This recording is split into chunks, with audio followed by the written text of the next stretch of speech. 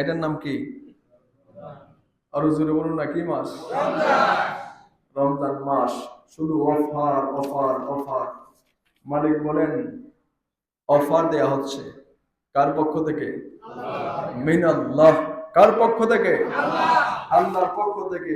MyGP offer, রবি offer, কত অফারই তো আছে, আছে নাই?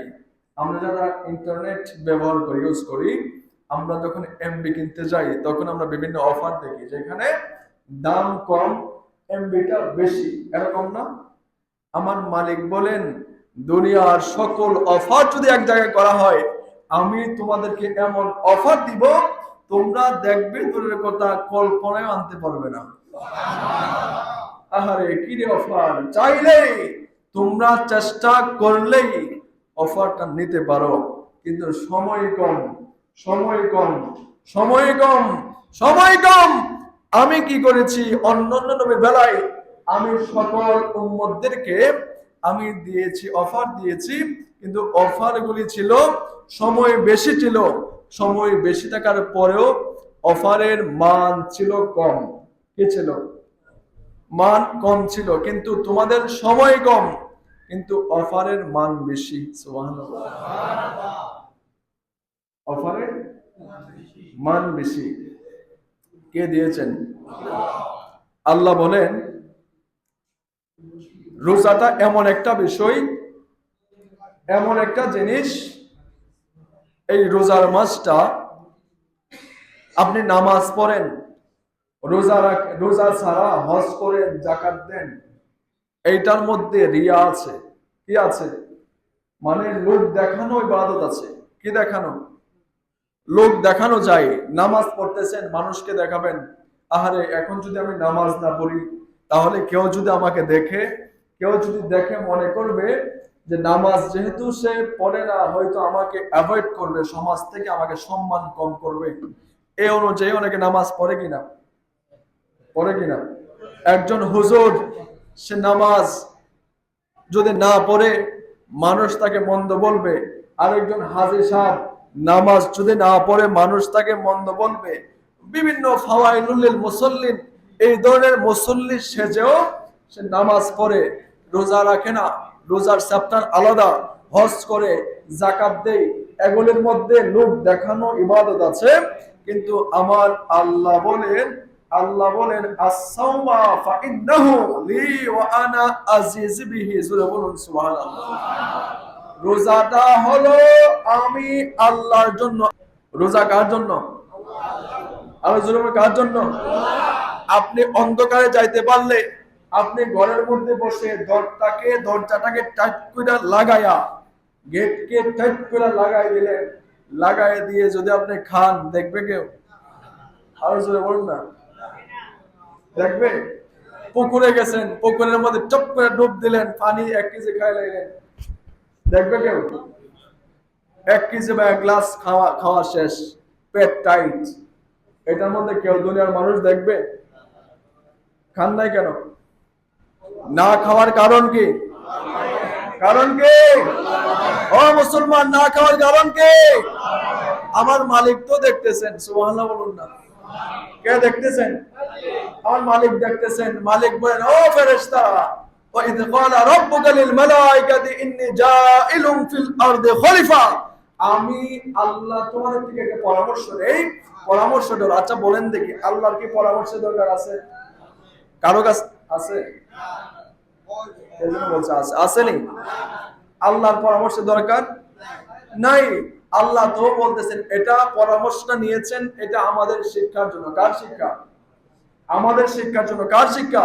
যে তোমরা কাজ করবা, তোমরা কাজ করবা, এই কাজের মধ্যে কোন কাজে যদি তোমরা এটা সফলতা আনতে চাও, আর 10 জনকে নিয়ে একটা পরামর্শ করো, যদি কাজটার মধ্যে কোনো রং দেখা দেয়, কোনো সমস্যা হয়, 10 জনকে নিয়ে যদি তোমরা কাজটা করো, এটার মধ্যে সফলতা তো আসবেই। যদি বাই চান্স নাও আসে, তাহলে তোমার কোনো দোষ থাকবে? দোষ থাকবে? আল্লাহ বলেন ও ফেরেশতারা, আমি আমার খলিফা বানাইতে চাই, আমি খলিফা বানাইতে চাই। ফেরেশতারা বলছে না, দরকার নাই, দরকার নাই, নো নিড, দরকার নাই। ও আল্লাহ, আমরাই তো আছি, তোমার তোমার সিফাত সবকিছু প্রশংসা আমরাই তো করবো, অ্যাপ্রিশিয়েট যা করা সব করব। এখন মালিক বলেন আমি যা জানি, ইন্নী আ'লামু মা লা তা'লামুন, আমি আল্লাহ যা জানি তোমরা তা জানো না। আল্লাহ এই দিনের অপেক্ষায় আছেন কখন আমার বান্দা আমাকে ডাকবে, আমার আদেশ মান্য করবে, রোজা রাখবে। এগুলি রেখে যখন তারা বসে থাকবে তখন ওই যে ফেরেশতারা না করেছিল আমি তাদেরকে দেখাবো, ও ফেরেশতারা দেখো দেখো দেখো, তোমরা যে না করেছিলে আমার বান্দাগুলি দেখো, আমি আল্লাহর ভয়ে তারা রোজা রাখা অবস্থায় না খেয়ে ইফতার বাহারি জাতের খাবার, বিভিন্ন রং বেরঙের খাবার তার সামনে আছে, টাকার পরেও সে মুখটাকে বন্ধ করে দিয়ে বসে আছে, সে খাবার খায় না। এখন তোমরাই বলো তারা বসে রইল কেন, খায় না কেন? তখন ফেরেশতারা বলবে আল্লাহ ও মালিক, শুধু তোমাকে খুশির জন্য, তোমার ভয়ে তারা খায় না। আল্লাহ বলবেন আমি সাক্ষী, তোরাও সাক্ষী থাকবে। আমি আজকে এলান করলাম আমার এই বান্দাগুলি যা চাই আমি আল্লাহর কুদরতি হাতে নিজ হাতেই দিব। সুবহানাল্লাহ। এখানে কোনো মাধ্যম মিডিয়া থাকবে না, কি থাকবে না? কোনো মিডিয়া নাই, আমি আছি আর আমার আস-সাওমা ফাইন্নাহু লি ওয়া আনা আজিজ বিহি, এখানে আমি আছি আর আমার বান্দা আছে। এখানে মধ্যে কোনো মিডিয়া নাই, মাধ্যম নাই। আমি দিব বান্দা নিবে, আমি দিব বান্দা নিবে, আমি দিব বান্দা নিবে, যতক্ষণ না পর্যন্ত তার জান্নাতের বোঝ না হয়েছে। সুবহানাল্লাহ। লাস্ট মধ্যে বললাম তার জন্য জান্নাতে আমি বাজেট করে দিলাম। সুবহানাল্লাহ। কি বাজেট করে দিবে? জান্নাত। জান্নাত কার জন্য? আল্লাহর জন্য, আমাদের জন্য। আল্লাহ জান্নাত দরকার আছে, ব্যস্ত লাগান কেন? আল্লাহর জন্য জান্নাতের দরকার আছে। এই আল্লাহর জান্নাতের দরকার আছে। কার দরকার আছে? আমাদের দরকার আছে। একটা মশা কামড় দিলে আমরা উফ করে উঠি। জান্নাতের মধ্যে মশা মাছি কামড়াবে না। সুবহানাল্লাহ। যখন ধারাবাহিক আসবে জান্নাত বিষয়ে যখন আলোচনা শুনবেন তখন দেখবেন যে মনে হয় যে সব বাদ দিয়া দেই, বাদ দিয়া তাড়াতাড়ি জান্নাতে যাই। জাহান্নামের বিষয় যখন আরেকদিন আলোচনা আসবে শুধু জাহান্নামের বিষয়ে বর্ণনা করা হবে, ডিসক্রাইব। সেদিন আপনারা দেখবেন যে আহারে জাহান্নাম কত ডেঞ্জারাস ম্যাটার, ডেঞ্জারাস ফ্যাক্ট, কত মানে ভয়ঙ্কর বিষয় জাহান্নাম। তখন দেখবেন কি করলাম, আল্লাহ কি আমাকে ক্ষমা করবেন? মালিক বলেন আমাকে তোরা একবার মহব্বতের সাথে, ইখলাসের সাথে আমি আল্লাহর কাছে ক্ষমা চাই, আমি আল্লাহ ক্ষমা করে দিব। এই মাসটা হলো ক্ষমার মাস, মুকাফফিরু, রমজান মুকাফফিরু মুতাহহিরু, এটা হলো ক্ষমার মাস, পবিত্রতার মাস। আপনি চাইবেন, আপনি অনুশোচনা করবেন, মালিক বলবেন ঠিক আছে ক্ষমা করে দিলাম, ক্ষমা করে দিলাম। এটা হলো এই রমজান মাসটা হলো যাকাতের মাস। কিসের মাস? কার যাকাত? কিসের যাকাত? আমাদের দেহের যাকাত। কিসের যাকাত? দেহের যাকাত। আপনি রোজা রাখবেন, আচ্ছা না খেয়ে থাকলে কি মানুষ মারা যায়? আরো জোরে বলুন না। ফ্রান্সের সায়েন্টিস্ট, একজন সায়েন্টিস্ট, সে একটা বই লিখেছেন, ফাস্টিং বইটা। ওই বইটার মধ্যে রোজা সম্পর্কে রেখেছেন।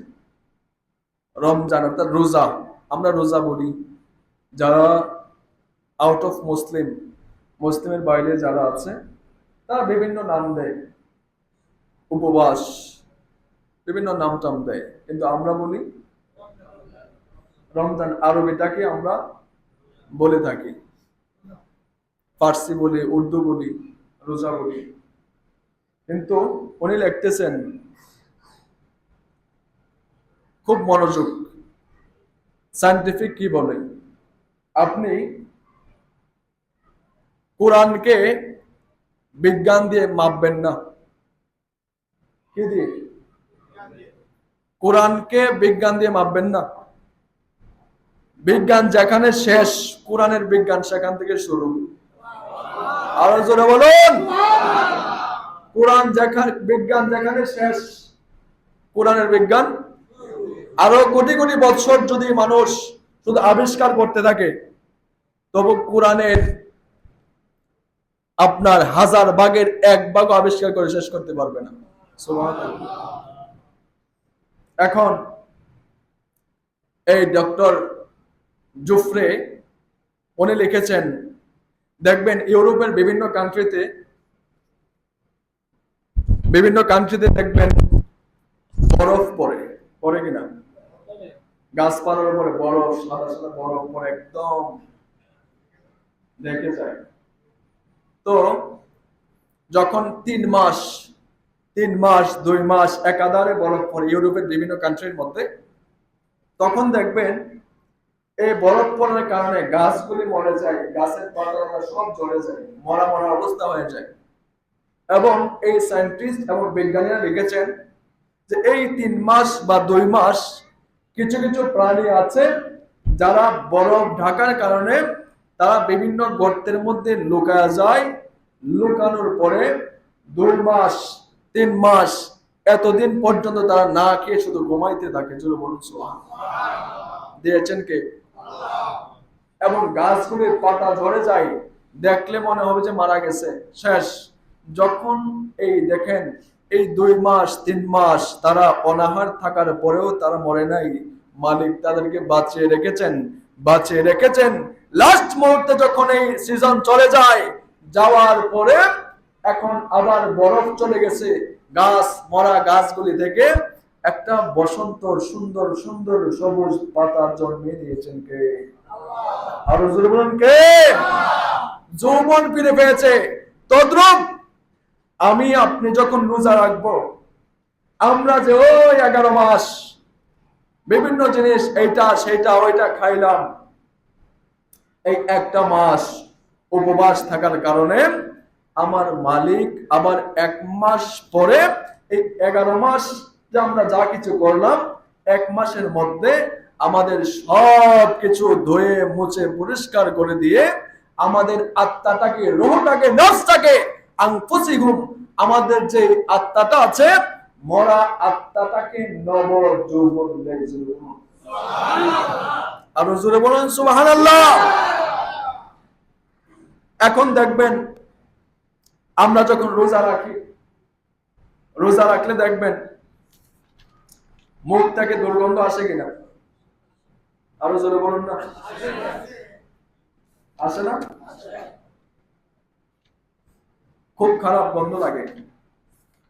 এখন আমরা অনেকে কি করি, এটাকে ঘৃণার নজরে দেখি। এরকম না বিষয়টা?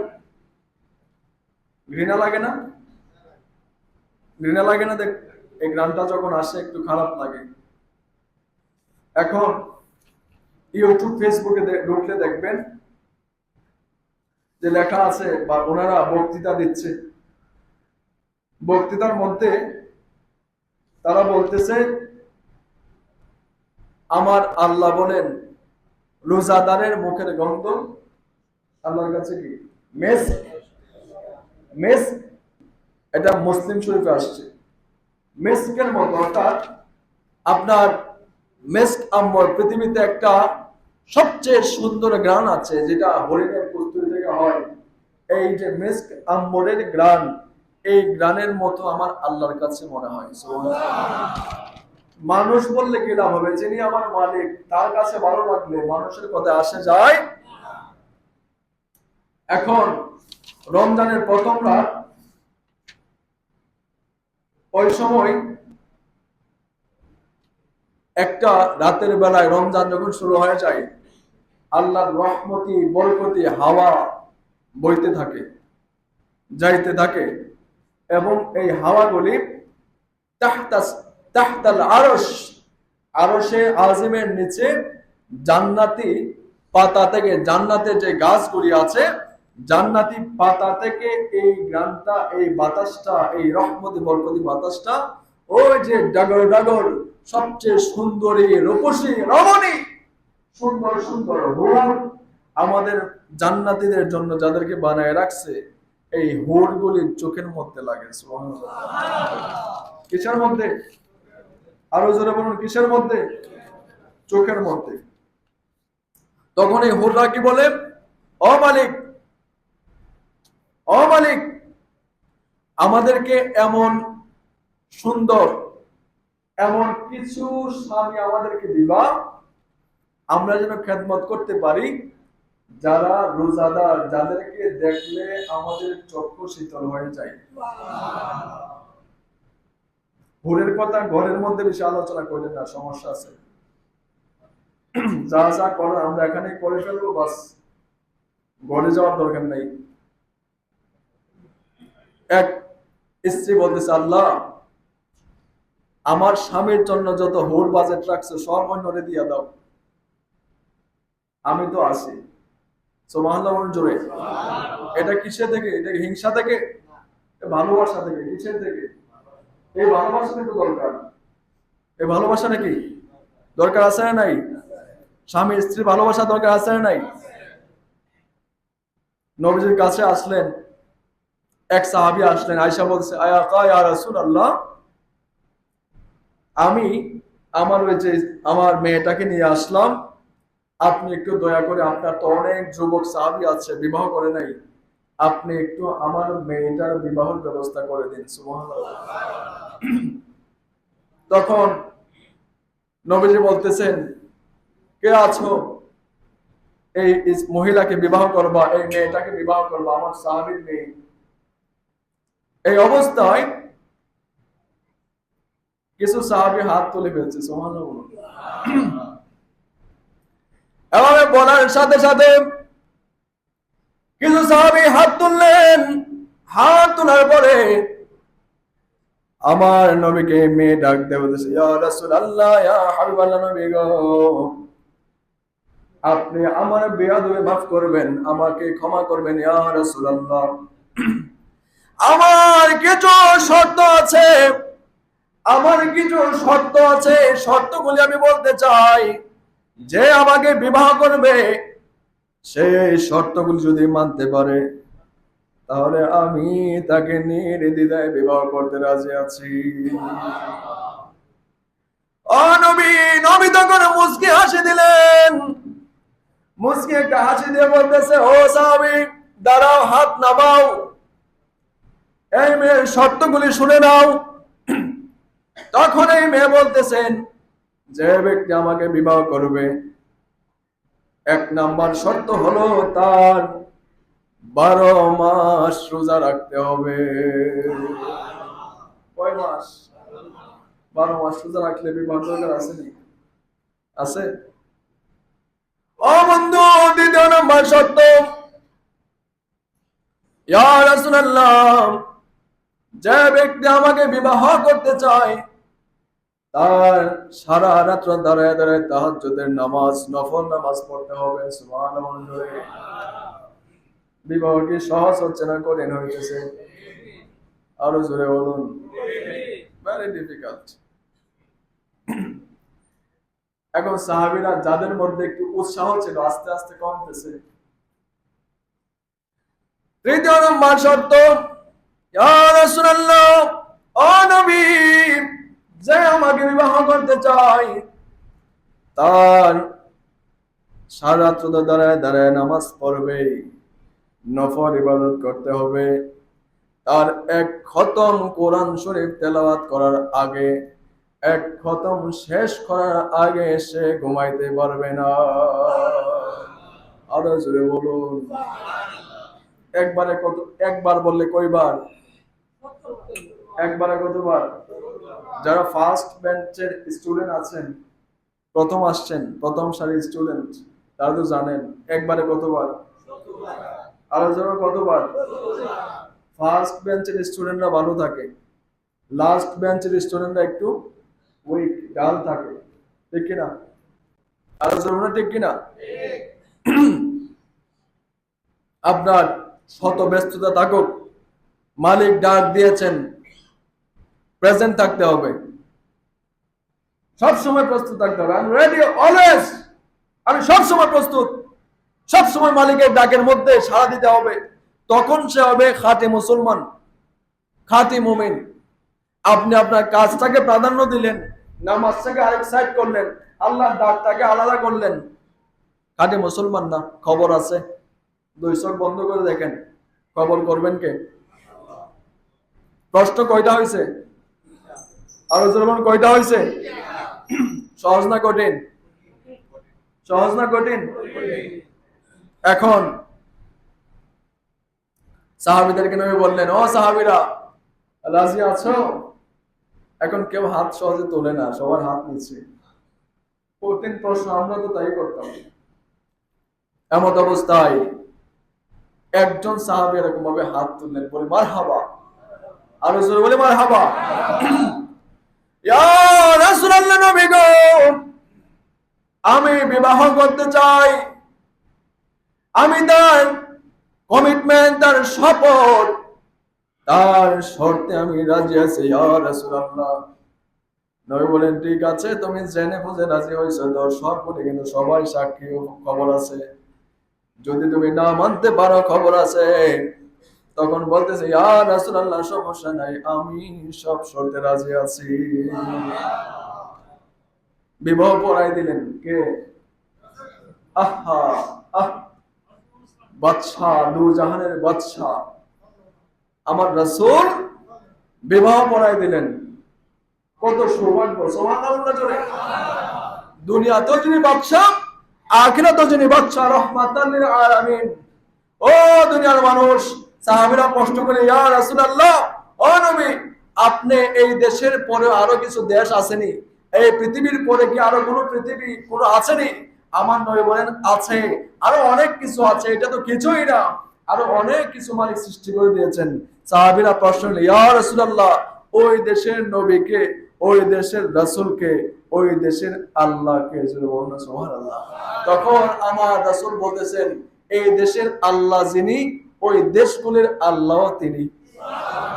তখন সাহাবীরা প্রশ্ন করেন, ইয়া রাসূলুল্লাহ, তাহলে এই দেশের নবী তো আপনি, ওই দেশের নবীকে? সুবহানাল্লাহ জোরে আবার বলতেছেন, আমার মালিক যেরকম ভাবে নিজেকে স্বীকার করেছেন, নিজে এই এলান করেছেন, রব্বুল আলামিন, আলমের বহু বচন, আমার মালিক বলতেছেন রব্বুল আলামিন, এই আমার আল্লাহ শুধু একটা দুনিয়ার জন্য নয়, আলামিন মানে সমস্ত আলম, যত কিছু আছে সব কিছুর জন্য আমার আল্লাহ, আর আমি হলাম রাহমাতাল লিল আলামিন, সমস্ত কুল কায়নাতের জন্য আমি নবী হলাম রহমত। আরো জোরে বলুন সুবহানাল্লাহ। তখন এই সাহাবী যখন বিবাহ পড়াই দিলেন, পড়ানোর পরে এখানে বাড়িতে গেলেন। যাওয়ার পরে সকালবেলা আমার নবীর কাছে তো ওই মহিলা আয়েশা বলতেছি, ইয়া রাসূলুল্লাহ, আমার বিচার কইরা দিন। সুবহানাল্লাহ বলুন। কিসের বিচার? কালকে তো নামাজ পড়াই, কালকে বিবাহ পড়াই দিলাম, আজকেই গন্ডগোল, সমস্যা কি? নবী বলতেছেন, এই কথা যখন বললেন, বলার পরে বলতেছেন, ইয়া রাসূলুল্লাহ, ওই যে দেখেন এখানে আয়েশা বসে রয়েছে, এখানে